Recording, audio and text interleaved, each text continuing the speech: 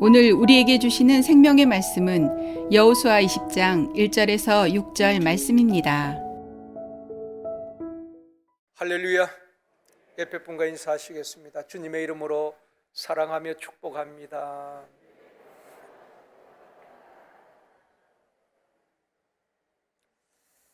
다시 한번 이 시간 은혜 받읍시다.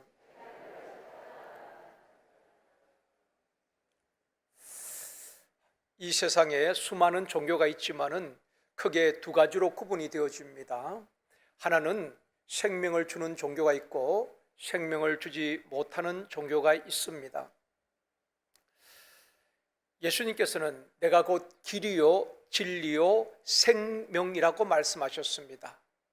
또 나는 부활이요 생명이니 나를 믿는 자는 죽어도 산다고 말씀을 하고 있습니다. 실제로 예수님께서 죽은 자를 살리시고 생명을 주신 일들이 있지요. 나인성에 과부의 외아들이 죽었습니다. 그때 우리 주님께서 청년의 관에 손을 대시고 청년아 내가 내게 명하노니 일어나라. 죽었던 청년이 일어나 앉고 말을 하게 됩니다. 또 베다니에 살던 나사로가 죽었을 때에 우리 주님께서 무덤 앞에 가셔서 나사로야 나오라 말씀하실 때 생명의 말씀이 선포되어질 때에 죽었던 나사로가 살아나서 수족을 배로 동인 채로 나왔다고 말씀을 하고 있습니다. 이처럼 예수님은 죽은 자를 살리시고 생명을 주신 분이십니다. 그래서 기독교를 생명의 종교, 생명을 주는 종교라는 것입니다. 에베소서 2장 1절도 말씀합니다. 같이 읽겠습니다. 그는 허물과 죄로 죽었던 너희를 살리셨도다. 우리는 죽을 수밖에 없는 존재가 아니라 허물과 죄로 이미 죽었습니다. 소망이 없습니다.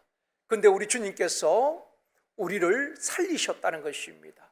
새 생명을 주시고 영원한 생명을 주신 것입니다. 이것이 기독교인 것입니다.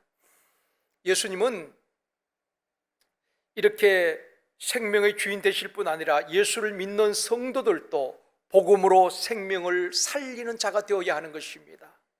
복음이 선포되어질 때에 죄와 허물로 죽었던 영혼들이 살아나고 생명 구원의 역사가 일어나게 되는 것입니다. 사도 바울이 소아시아 지역과 또 마케도니아 지역에 가서 복음을 전할 때에 허물과 죄로 죽었던 영혼들이 살아나게 되는 것입니다.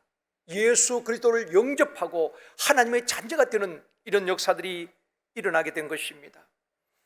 세상에서는 다른 사람을 짓밟고 다른 사람을 죽이고 자신이 살려고 합니다. 그러나 기독교는 내가 죽고 남을 살리는 것입니다.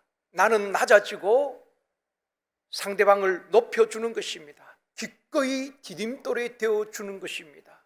그런 삶을 살아가는 저와 여러분이 되어지기를 주님의 이름으로 축원합니다. 오늘은 도피성에 담긴 복음이라는 제목으로 말씀을 드리려고 합니다.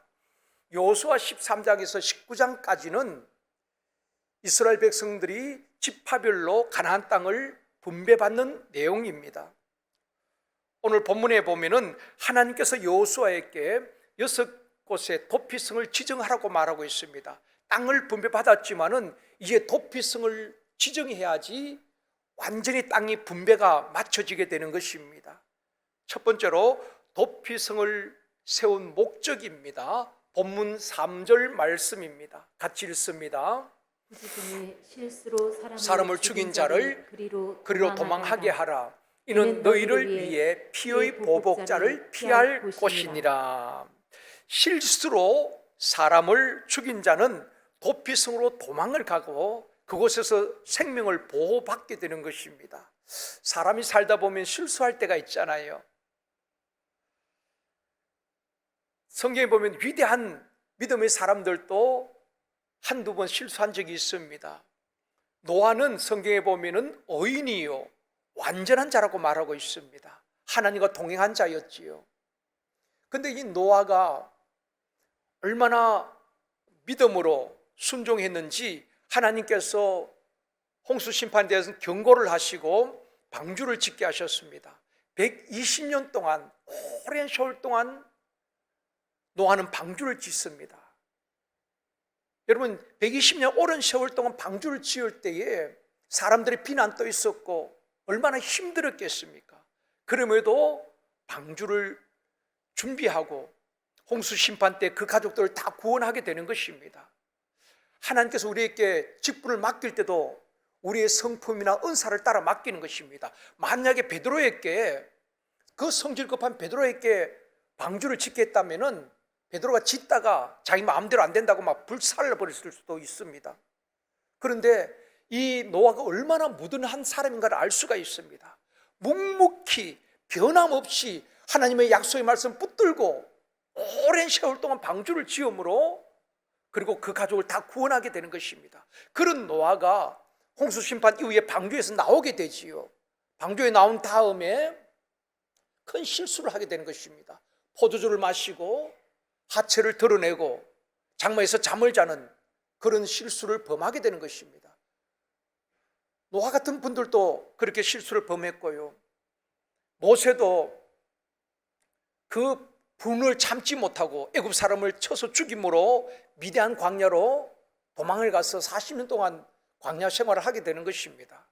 또 하나님의 마음에 맞는 자라고 칭함을 받은 다윗도 실수를 하게 되지요.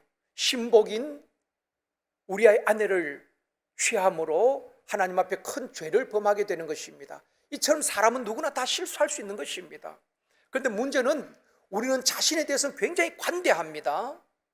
자신은 어떠한 허물도 자기의 잘못은 용납합니다. 합리화시킵니다. 그런데 타인의 잘못에 대해서는 아주 엄격합니다. 다른 사람의 잘못을 용납하지 못하고 정죄할 때가 얼마나 많은지 모릅니다. 사랑하는 성도 여러분, 내 자신에 대해서는 엄격해야 됩니다. 그러나 타인에 대해서는 너그러이 이해할 수 있는 넓은 마음을 우리 모두에게 하나님께서 주시기를 원합니다. 우리도 말이나 행동에 있어서 크고 작은 실수를 할 때가 있습니다. 실수하는 것이 또 인간 아니겠습니까?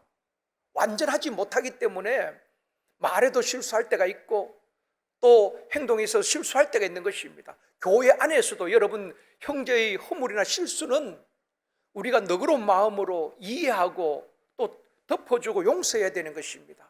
그러나 내 자신에 대해서는 엄격해야 하는 것입니다. 이것이 뒤바뀌면 안 되는 것입니다. 도피성은 실수로 사람을 죽였을 때에 피해자들의 가족들로부터 복수하는 것을 막기 위해서 도피성을 지정하라고 말씀하신 것입니다. 7절에 보면은 이렇게 말씀합니다. 지명을 이야기해 줍니다. 같이 읽겠습니다. 이에 그들이 납달리의 산지 갈릴리 게데스와 에브라임 산지의 세겜과 유다 산지의 기릇 아르바 곧 헤브론과, 이 지역 세 곳은 요단 서편을 말하는 것입니다. 그리고 그 다음 8절에 보면 요단 동편을 세 곳을 이야기합니다. 같이 읽습니다. 여리고 동쪽, 요단 저쪽 로벤 지파 중에서 평지 광야의 베셀과 갓 지파 중에서 길랏 라못과 므낫세 지파 중에서 바산 골란을 구별하였으니, 이 6곳을 도피성으로 지정을 하게 되는 것입니다. 이 지도를 보면 좀 더 정확하게 알 수가 있습니다. 요단 서편에는 게데스, 세겜, 헤브론 이 지역을 도피성을 정하게 되어지고, 요단 동편에는 골란, 길랏, 라못, 베셀 이 세 지역, 그러니까 동쪽과 서쪽 6개 지역에 도피성을 세우게 하신 것입니다. 율법에 보면은 생명은 생명으로, 이는 이로, 또 눈은 눈으로, 때린 것은 때림으로 갚게 합니다. 이것을 동일 보복법이라고 말하거든요. 내가 당한 만큼 또 상대방이가 그렇게 갚아주는 것입니다. 이것을 탈리오 법칙이라고도 말합니다. 이 탈리오 법칙은 함무라비 법전에도 나오고요, 이슬람 꾸란에도 이 탈리오 법칙이 나옵니다. 내가 당한 만큼 그대로 갚으라는 것입니다. 내가 5cm 찢김을 당했으면 상대방도 똑같이 5cm를 찢는 것입니다. 이것이 탈리오 법칙입니다. 그런데 유대인들은 율법을 오해를 했습니다. 하나님께서 왜 율법을 주셨는가? 그 부분에 대해서 오해한 일들이 있습니다. 여러분, 우리나라에도 많은 법들이 있지 않습니까? 교회법도 있고 세상에 많은 법들이 있습니다. 법을 왜 만듭니까? 국회에서 왜 새로운 법들을 만듭니까? 사람을 보호하기 위해서 법을 만듭니까? 아니면 사람을 압제하기 위해서 법을 만드는 겁니까? 전자지요. 사람을 보호하기 위해서 필요한 법들을 국회에서 만드는 것입니다. 예를 들어서 스쿨존에는 30km로 속도를 제한합니다. 만약에 그런 법이 없다면은 학교 앞에 아이들이 길을 건너다가 얼마나 많이 다치고 사고를 당하겠습니까? 그러니까 스쿨존에서는 30km 서행하라는 것입니다. 아이들을 보호하기 위해서 그런 법을 만든 것입니다. 그래서 여러분, 다른 범칙금보다도 스쿨존에서 속도 위반을 하면은 범칙금이 12만 원 나옵니다. 그처럼 어린 아이들의 생명을 보호하기 위해서 그런 법을 만든 것입니다. 지금은 사형제도가 거의 폐지 수준이지요. 실제로 집행이 되지 않고 있습니다. 그런데 옛날에는 다른 사람을 살해하거나 흉악범들은 사형제도가 있었습니다. 사형을 시켰습니다. 그런 법을 만든 것이 사형을 시키는 것이 목적이 아니라 다른 사람을 죽여서는 안 된다는 경고인 것입니다. 만약에 다른 사람들을 살해하면 너도 그런 사형을 당하기 때문에 그렇게 해서는 안 된다는 것이지, 사형을 시키는 그것이 목적이 아니지요. 법을 만드는 것은 국민들의 생명과 재산권, 모든 것을 보호하기 위해서 만드는 것입니다. 이것이 법의 정신 아니겠습니까? 하나님께서 이스라엘 백성들에게 율법을 주신 것은 이스라엘 백성들로 하여금 그 율법에 매이고 눌리도록 하기 위해서 주신 것이 아닙니다. 율법의 주신 목적은 하나님을 사랑하고 이웃을 사랑하도록 법을 주신 것입니다. 그것이 율법의 정신이에요. 한 율법사가 예수님께서 물었죠. 어느 계명이 큽니까? 율법은 613가지로 정리를 할 수가 있습니다. 613가지 율법 가운데 어느 것이 가장 큽니까? 물었을 때 우리 주님께서 두 가지로 말씀하셨습니다. 내 마음을 다하고 목숨을 다하고 뜻을 다하여 주 너희 하나님을 사랑하라. 이것이 첫째 되는 계명이고, 둘째는 내 이웃을 내 자신과 같이 사랑하라는 것입니다. 사랑의 계명을 주신 것입니다. 율법의 정신은 하나님을 사랑하고 이웃을 사랑하는 것입니다. 마태복음 22장 40절에서 말씀합니다. 같이 읽습니다. 이 두 계명이 온 율법과 선지자의 강령이니라. 많은 율법이 있지만은 그 율법을 딱 줄이면 하나님 사랑, 이웃 사랑이란 것입니다. 이것이 율법이고 선지자들이 외친 메시지인 것입니다. 선지자들이 왜 하나님께 돌아오라고 합니까? 너희들이 하나님을 사랑하고 이웃을 사랑하라는 것입니다. 성경은 곧 그것을 말하고 있는 것입니다. 십계명에 보면은 살인하지 말라, 간음하지 말라, 도둑질하지 말라, 또 내 이웃에 대해서 거짓 증거하지 말라, 내 이웃의 것을 탐내지 말라.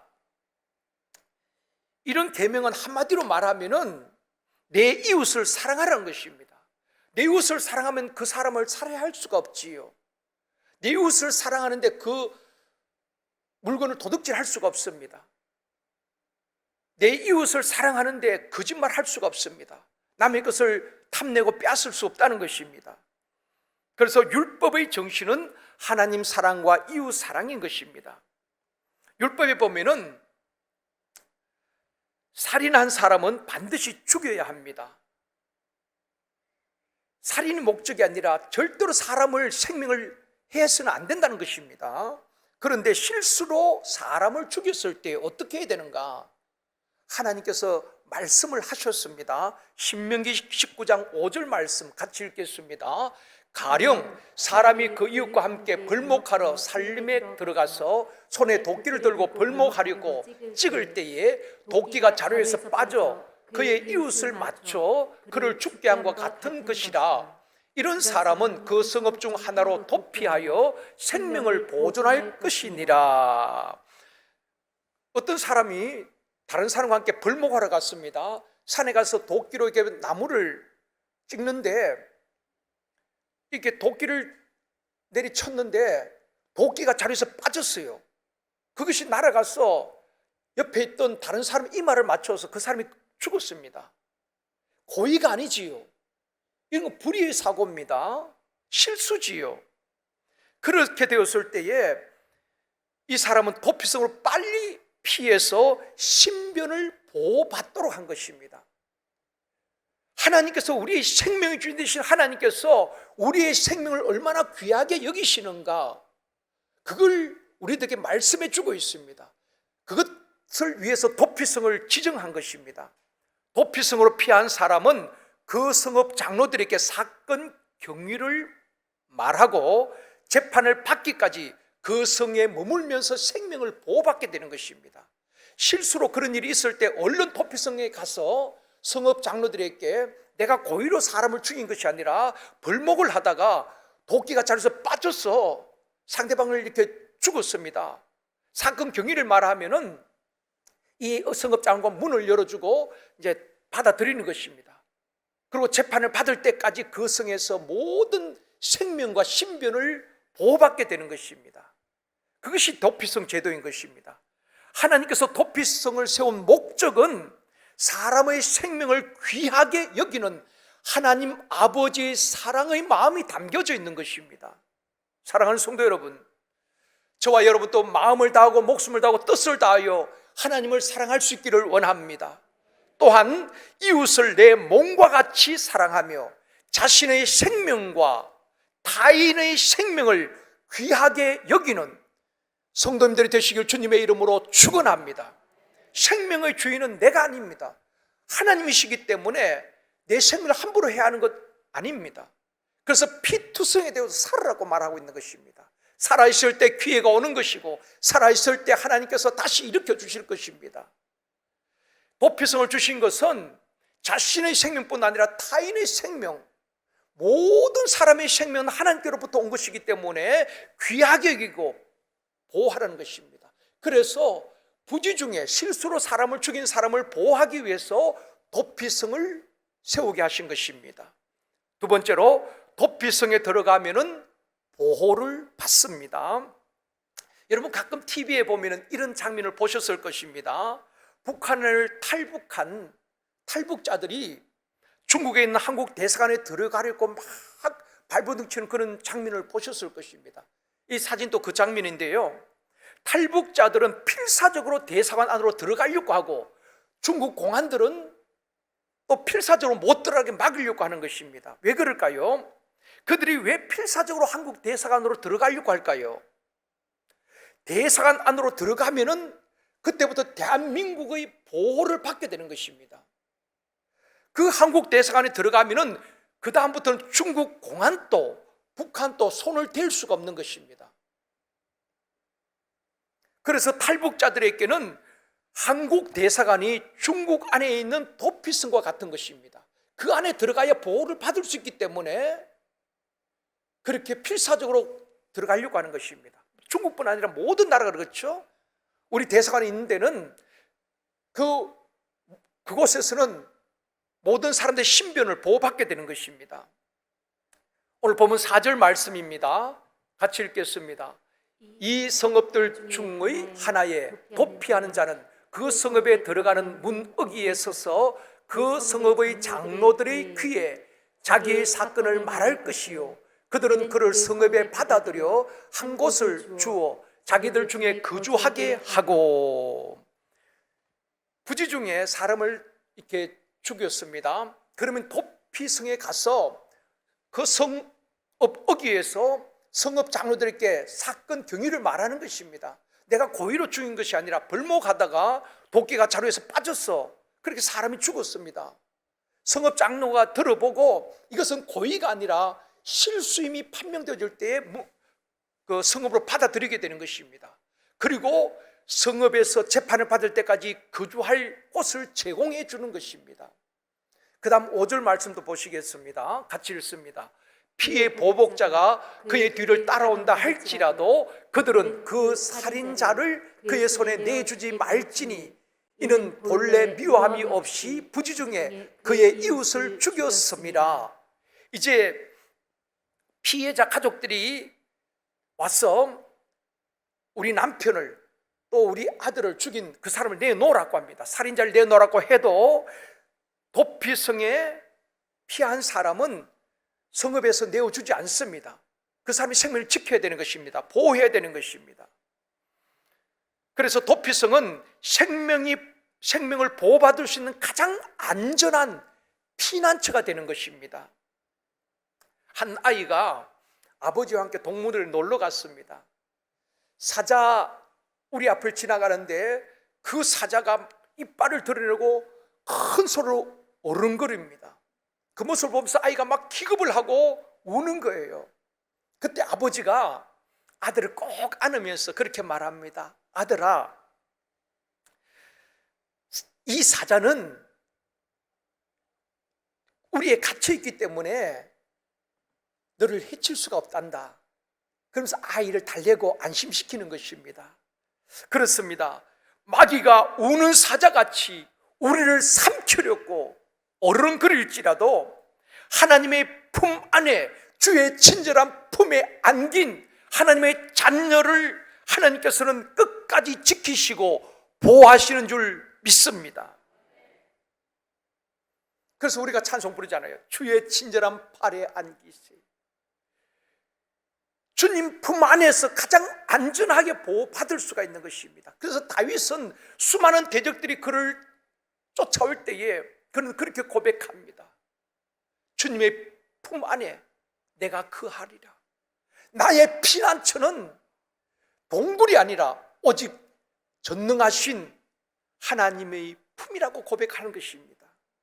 사랑하는 성도 여러분, 실수로 살인하였을지라도 도피성에 가면은 보호를 받듯이 우리의 도피성 대신 예수 그리스도께 나와서 우리 죄를 자백하면은 죄사함 받을 뿐 아니라 원수막이 손대지 못하도록 우리 하나님께서 지키시고 보호하여 주실 줄 믿습니다. 또한 도피성에 피하면은 모든 필요를 공급해 주는 것입니다. 급하게 도피성을 피하다 보니까 아무것도 가지고 온 것이 없습니다. 그렇기 때문에 도피성에 들어가면은 그 성읍 장로들이 먹을 것, 입을 것 다 제공을 해주는 것입니다. 마찬가지로 영원한 도피성 대신 예수 그리스도께 나아가면은 영적 주림이 없고 목마름이 없도록 부족함이 없도록 채워주시는 것입니다. 그래서 다윗은 그렇게 고백하잖아요. 여호와는 나의 목자시니 내게 부족함이 없으리로다. 영원한 우리의 도피성 대신 주님께 온전히 의지하고 맡길 때 우리 하나님은 우리를 책임져 주실 줄 믿습니다. 그래서 성경에 보면 두려워하지 말라고 말하고 있는 것입니다. 어떤 사람이 두려움을 이길 수 있습니까? 정말 주님을 신뢰하고 하나님과 동행하는 사람은 모든 두려움을 이길 수가 있습니다. 우리 주님께서 말씀하셨거든요. 너희가 강을 지날 때도 두려워하지 말아라. 내가 너와 함께한다. 불꽃 가운데 지날 때도 두려워하지 말아라. 불꽃이 너를 사르지 못하도록 내가 너를 지키겠다. 하나님을 온전히 신뢰할 때 우리는 모든 두려움을 정복할 수가 있는 것입니다. 사랑하는 성도 여러분, 성도들에게 가장 안전한 곳이 어디일까요? 이 세상에 안전지대는 없습니다. 뭐 청정지대라고 하는 유진들로 가면 안전할까요? 미국이 안전할까요? 이 세상 어디에나 안전지대는 없습니다. 하늘도 땅도 바다도 어느 곳도 안전한 곳은 없습니다. 광야 같은 인생길에 어디에나 뱀과 정갈이 있고 위험이 도사리고 있는 것입니다. 우리와 우리 자녀들, 부모들이 늘 걱정하고 있지 않습니까? 아이들이 늦게 들어오거나 연락이 되지 않으면 모든 생각을 하고 또 걱정을 하는 것입니다. 이 세상에는 안전지대가 없어요. 그래서 다윗은 고백합니다. 시편 18편 2절 이번 주 암송 말씀입니다. 같이 읽겠습니다. 여호와는 나의 반석이시요 나의 요새시요 나를 건지시는 이시요 나의 하나님이시요 내가 그 안에 피할 나의 바위시요 나의 방패시요 나의 구원의 뿔이시요 나의 산성이시로다. 여호와는 나의 반석이 되시고 요새가 되시고 나를 지키는 방패가 되시고 산성이 되신다는 것입니다. 나의 피난처가 되신다는 것입니다. 하나님 품 안에 거하는 것이 가장 안전한 것입니다. 어린 아이는 어디가 가장 안전할까요? 엄마의 품입니다. 임엄미라는 케냐 선교사님이 계십니다. 이분이 미국에서 공부를 하고 결혼을 했습니다. 그냥 큰 어려움 없이 그렇게 살아왔습니다. 그런데 하나님께서 아프리카 선교사로 부르신 것입니다. 사명을 받은 것입니다. 그때 여의도 순복음교회에서 아프리카 선교사를 모집을 하는데 이력서를 낸 것입니다. 조영기 목사님과 면접을 하는데 젊은 여성분이, 그것도 아주 잘생긴 분이, 고생도 많이 하지 않는 이분이 아프리카 선교를 간다고 하니까 걱정이 되었던 것 같습니다. 그래서 물어봅니다. 그렇게 위험한 곳에 어떻게 선교사로 가려고 합니까? 물었을 때 임엄미 선교사님이 이렇게 대답을 했다고 합니다. 하나님의 인도하심을 받고 하나님의 뜻대로 가는 그곳이 가장 안전하다고 생각합니다. 하나님의 뜻이 아닌 곳에 가는 것이 가장 위험한 곳입니다. 저에게 아프리카는 가장 안전한 곳입니다. 왜냐하면 하나님께서 나를 부르셨고 하나님께서 나를 아프리카에 보내셨기 때문에 하나님이 함께 하시는 곳이기 때문에 가장 안전한 곳에 제가 가려고 합니다. 그렇게 대답을 했다고 합니다. 그 말을 듣고 감동을 받아 나중에는 순복음교회의 선교사로 파송을 받게 되는 것입니다. 아프리카 케냐로 말입니다. 사랑하는 성도 여러분, 이 세상은 참 위험지대가 많이 있지요. 얼마나 많은 유혹과 시험들이 있습니까? 영원한 도피성 되시는 예수 그리스도의 품 안에 안겨 보호받는 우리 모든 성도님들이 되시길 주님의 이름으로 축원합니다.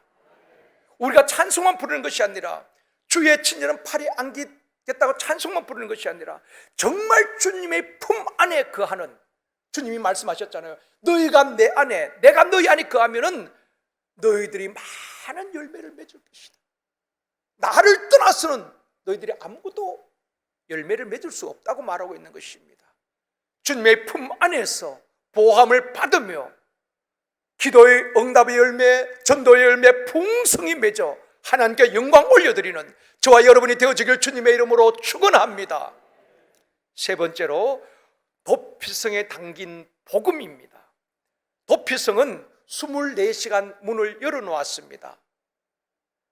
만약에 실수로 사람을 죽여놨는데 도피성은 막 도망을 갔습니다. 늦은 밤에 문이 닫혀 있다면 뒤쫓아오는 그 사람들에 의해서 붙잡혀 죽을 수도 있는 것입니다.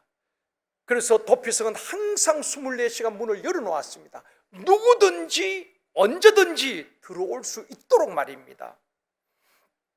또 각 지파 사람들이 사는 지역 중앙에 도피성을 두었습니다. 왜냐하면 도피성이 가는 길이 너무 멀거나 험하면은 도망가다가 붙잡힐 수 있기 때문에 빨리 피할 수 있도록 최대한 가까운 곳에 도피성을 둔 것입니다.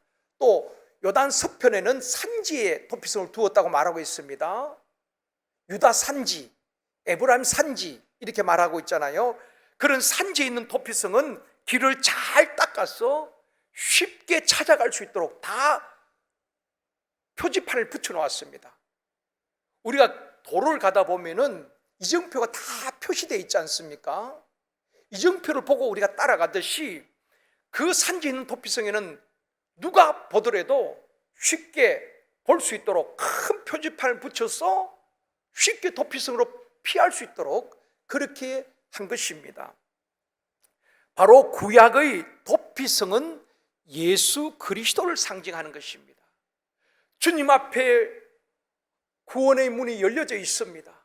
누구든지 차별 없이 주님 앞에 올 수가 있습니다. 여러분, 구원의 길은 복잡하지 않습니다. 도피성으로 피나는 길이 너무 복잡하게 미로처럼 해놨다면 도피성에 가지도 못하고 사람들이 다 죽거나 또 피해를 또 입게 되는 것입니다. 그렇기 때문에 도피성을 가는 길은 최대한 누구든지 쉽게 찾을 수 있도록 했다는 것입니다. 구원의 길도 마찬가지입니다. 누구든지 예수 그리스도를 믿고 마음에 영접하면은 구원을 얻고 영생을 얻고 하나님의 자녀가 되는 것입니다. 글씨 몰라도 상관없어요.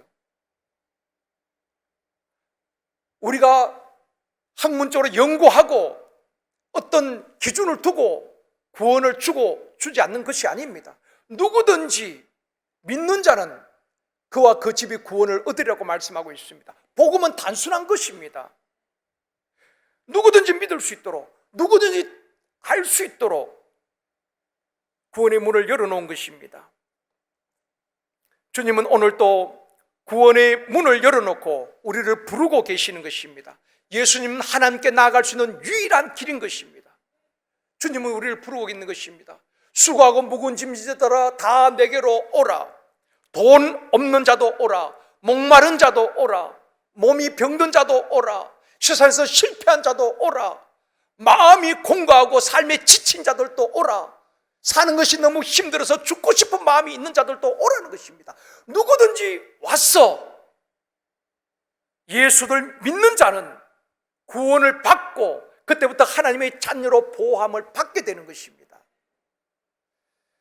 도피성으로 피신하여서 생명을 보호받지만 영원히 도피성에 거할 수 있는 것은 아닙니다. 언젠가는 자기 집으로 돌아가야 되잖아요. 언제 도피성에서 나와서 집으로 돌아갈 수 있는가?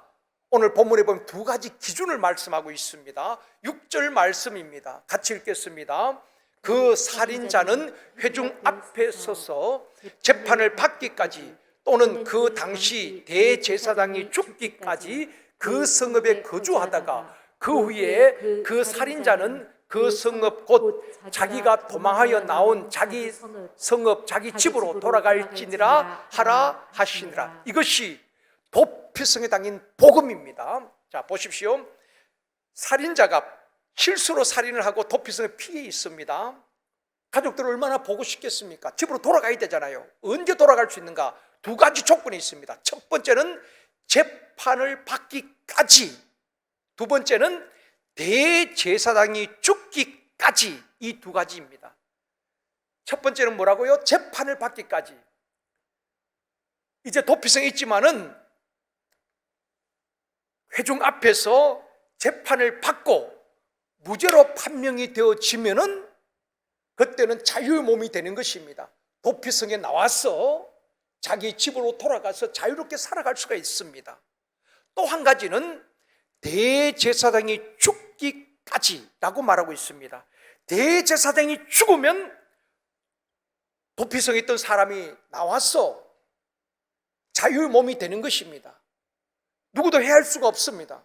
자기 집에서 가족들과 함께 행복하게 살아갈 수 있다는 것입니다. 그렇다면은 그 구약의 대제사장이 죽기까지 그 대제사장이 누구냐는 것입니다. 히브리서 3장 1절 말씀입니다. 같이 읽겠습니다. 그러므로 함께 하늘의 부르심을 받은 거룩한 형제들아, 우리가 믿는 도리의 사도이시며 대제사장이신 예수를 깊이 생각하라. 대제사장이신 예수를 깊이 생각하라. 이게 무슨 말씀입니까? 우리의 모든 죄와 허물을 담당하시고 우리를 살리기 위해서 십자가에 죽으신 우리의 대제사장 예수 그리스도를 깊이 생각하는 것입니다.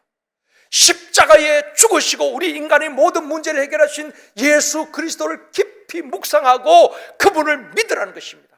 그럴 때 참된 자유와 참된 평안을 얻게 되어지는 것입니다.